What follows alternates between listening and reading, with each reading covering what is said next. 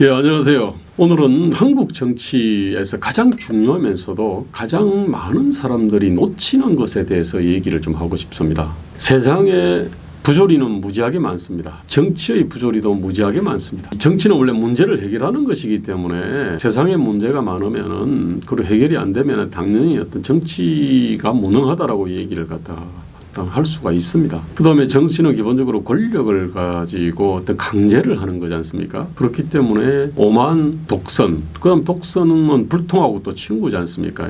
이런 것들이 기본적으로 따라다니게 돼 있습니다. 권력을 갖고 힘이 있기 때문에 거짓과 위선하고도 사실은 또 사촌간입니다. 어떤 정부든지 무능과 오만, 독선, 불통으로부터 아마 자유로운 정부는 없었을 겁니다. 생각해 보시죠. 몇 대까지 한국 정부들 중에서 지금 무능, 오만, 독선, 불통으로부터 자유로운 정부는 없었죠. 그런데 이제 이 정부는 당연히 심하고, 근데 거기다가 위선과 거짓이 또 추가되어 있습니다. 자, 이제 근데 문제가 너무 많다 보니까 이 문제의 가장 핵심적인 문제를 놓치는 경우가 있습니다. 한국 사회의 문제들은 다양한 관점에서 단면을 잘라볼 수가 있는데 굉장히 중요하면서도 많은 사람이 놓치는 게 뭐냐면은 한국 정부가 세금이나 사회보험료나 과태료 같은 어떤 뭐 그런 거나 다양한 형태로 해가지고 정부가 이제 돈을 걷어들입니다. OECD에서는 정부, 그러니까 일반 정부라 그래요. 일반 정부. 그러니까 우리는 뭐냐면 근데 사회보험 관련된 기관들이 있지 않습니까? 이거 같은 경우는 보통 정부로 안 치는데 엄밀히 따지면 그런 것들도 정부 기능이기 때문에 그러니까 일반 정부라는 개념을 가지고 비교를 합니다. 2016년 기준 일반 정부의 총수입 있지 않습니까? 여기에는 세금과 사회보험료나 이게 다 포함되고요. 그 외에 다른 뭐 국공립대 수업료까지도 사실은 포함됩니다. 그 다음에 무슨 뭐 물부담금이라든지 이런 것도 포함되고 뭐 과태료 같은 것도 다 포함이 됩니다. 정부에서 하는 어떤 수영장이라든지 뭐 이런 거에 대해 가지고 그런 거에 대한 사용료도 다 포함됩니다. 그렇게 따져보면은 한국 정부의 총수입은 대충 35%가 됩니다. 이제 그 중에서 이제 세금과 사회보험료 이걸 국민부담률이라 그러는데 이건 26.3%입니다. 근데 복지지출은 10.4%입니다. 근데 스위스가 우리하고 거의 같아요. 정부 총수입은 34.7%고 세금과 사회보험료 국민부담률은 27.8%가 1.5%포인트 정도 높습니다. 그런데 총복지지출은 19.7%입니다. 요약하자면은 GDP의 35%를 대충 걷어가지고요. 한국은 10%를 복지에 쓰는데 스위스는 20%를 쓴다는 겁니다. 이게.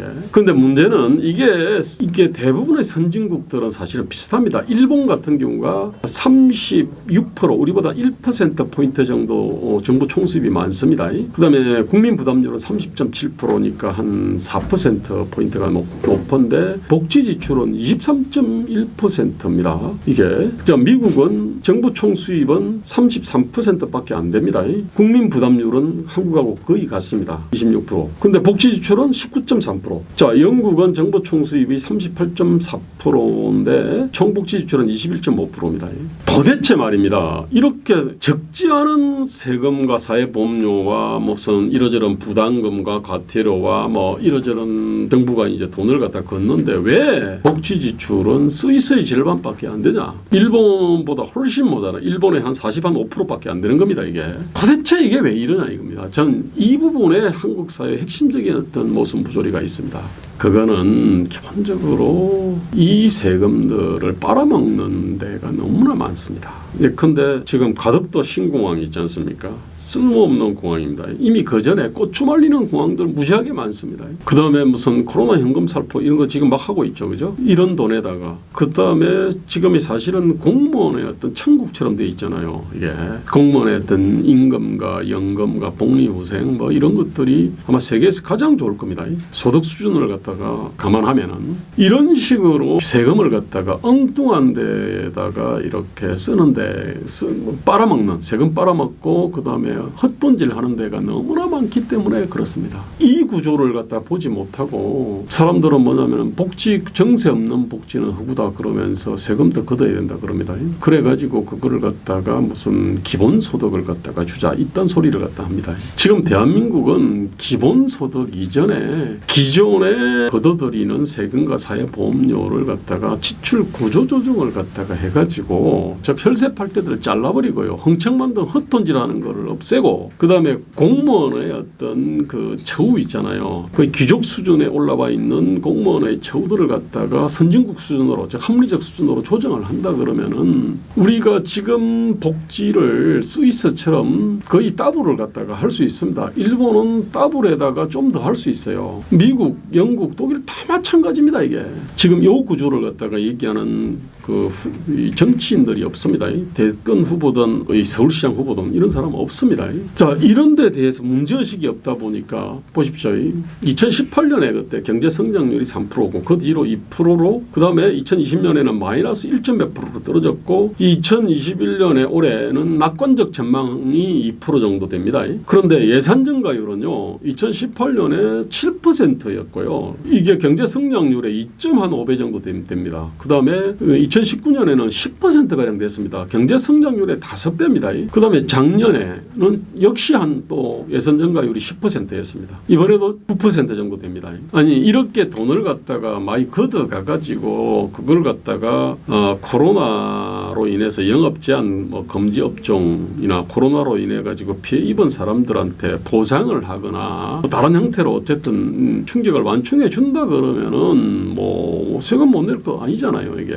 그런데 전혀 그렇게 쓰고 있지 않습니다. 지금은 대한민국이 2016년하고 2020년은 지금 19년까지 이제 최신 통계입니다. 이게 2020년 통계는 이제 몇 개월 뒤에 나오는데 이미 2.4% 정도 이제 어떻게 보면 폭발적으로 사실은 증가했습니다. 계속 지금 증가를 하고 있습니다. 이게 뭐냐면은 그 국민의 호주머니에 있었으면요 다 이게 가성비 따져가지고 생산과 소비에 쓰일 돈들입니다. 그거를 갖다가 그야말로 그냥 블랙홀처럼 쫙 빨아가가지고 하는 게 지금 가덕도 앞바다를 갖다 아예 돈으로 메우려고 그러는 겁니다.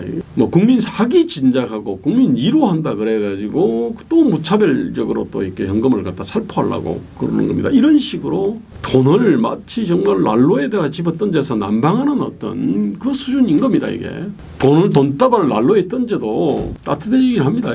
마찬가지로 코로나 재난지원금이다 그래서 돈 뿌리면요 반짝 어떤 이 소비 진작 효과가 왜 없겠습니까? 그런데 그거 반짝 소비 진작 효과 있다 그래 가지고 뭐 계속 하자 그러는데 아니 그런 식으로 따지면 반짝이 좀 온기가 있으니까 그냥 돈다발 던져서 난방하자는 거하고 마찬가지입니다 이게. 그래서 우리는 국민들은 이거 물어야 됩니다. 이게 네 돈이냐? 이게 국민 사기 진작이냐? 이게 위로냐 이거야? 이게 나라냐 이거야? 이걸 물어야 됩니다. 그래서 저는 서울시장 예비 후보로서 제 핵심 구호는 딱 그냥 요약하면 그렇습니다. 혈세 빨대 청산하고 자유복지 서울을 건설하겠다 이겁니다.